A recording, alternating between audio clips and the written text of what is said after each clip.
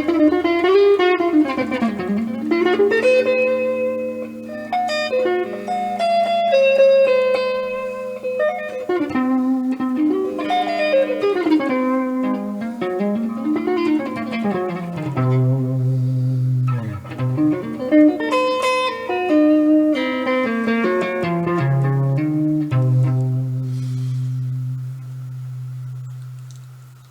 everyone, and welcome to the 6th episode of Music and Myth.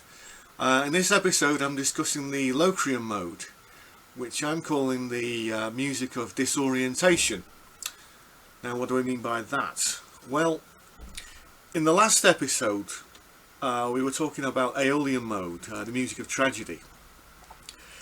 So we now moved on to a point where after the hero has died, we're in a kind of waking dream state. We're in a sort of ambiguous point between waking and dreaming.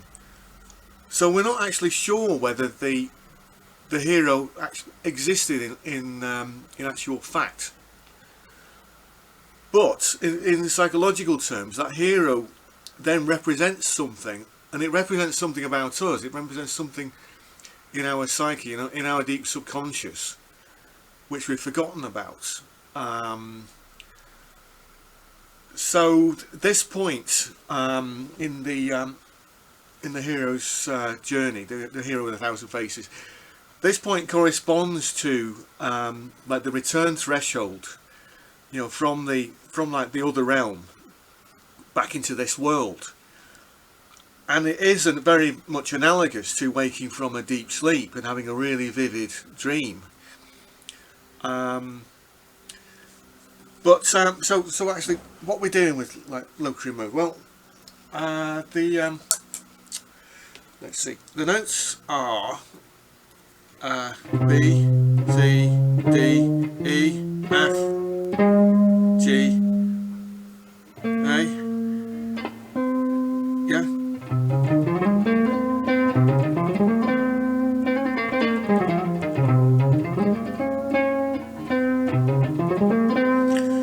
And for that arpeggio, it's a half diminished arpeggio. So we're going so B, D, F,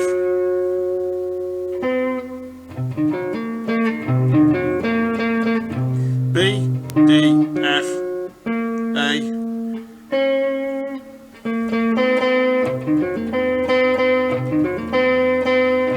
B, D, F, A, B.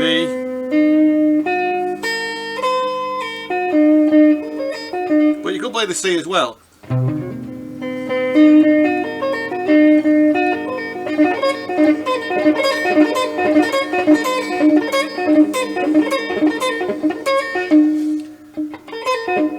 Really needs to be played on the harp or something like that, or like with the whole orchestra.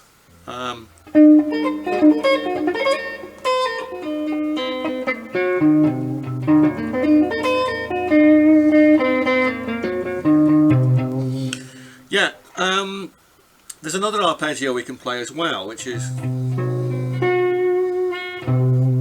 so what's that? B, F, B again, F again.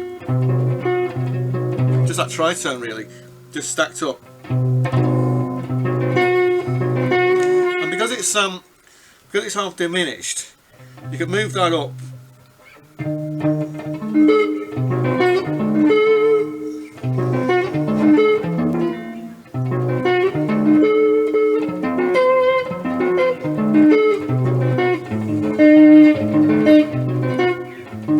That might sound familiar to you. Now I'm not going to play that for copyright reasons, but I think you can see where that's going. But you see how it has that sort of otherworldliness sound to it.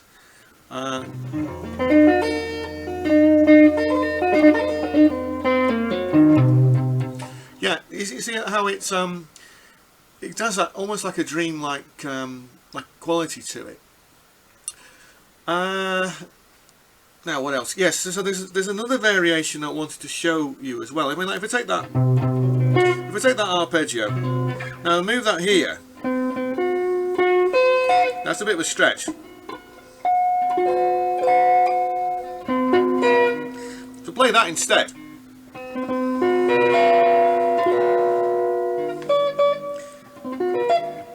Now I got this off Barry Gray from like Supermarionation series, you know, Stingray. I don't know if you've ever seen Stingray. It's all about a submarine and you know, the adventures, you know, under the sea and everything. And whenever Stingray is like in you know, in the ocean, you always hear this bit of incidental music played on the flutes.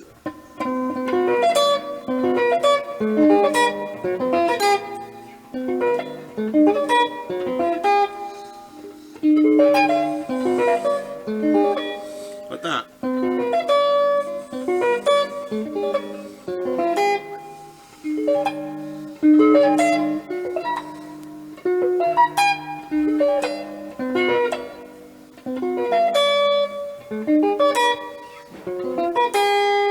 So I mean, so Barry Gray's used it for similar reasons, because it's a sort of, there's something mystical and magical about, you know, like being under the sea, and you know, because you are in another world, and so it's that otherworldly quality that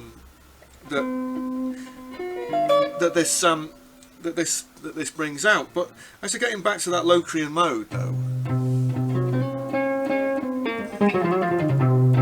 I mean, it is actually like, it's actually what's considered like the darkest of the 7 modes. But it's how you use it, because of that ambiguous quality. 1, 2, 3. Now it's got that flat 5 in it, as we just discussed.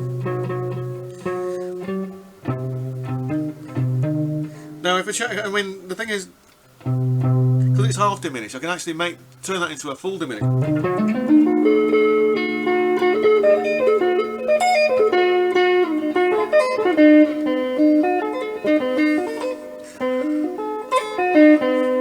So the difference is that if I change that A,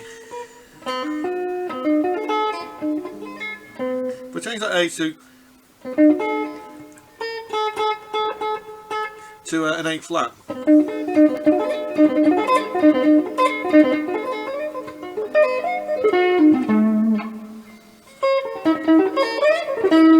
then it becomes ambiguous. The thing about like a diminished arpeggio is that any one of those 4 notes, 1, 2, 3, 4, any one of those 4 notes could be the actual root.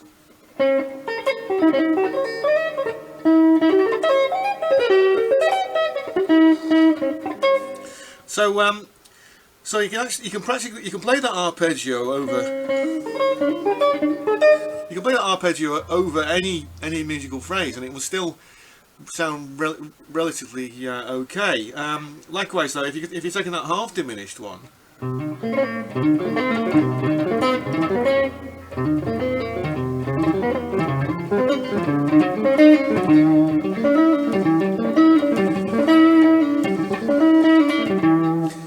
it still sounds.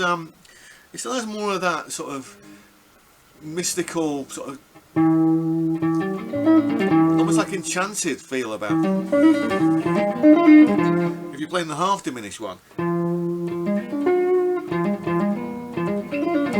compared with like the full diminished.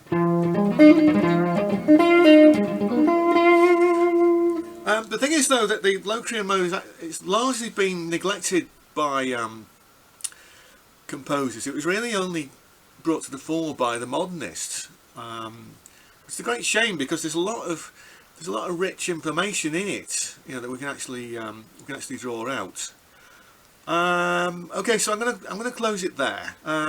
Thanks very much for watching. Please leave any comments below, and I'll do my best to respond. I'll see you next time. Thanks very much.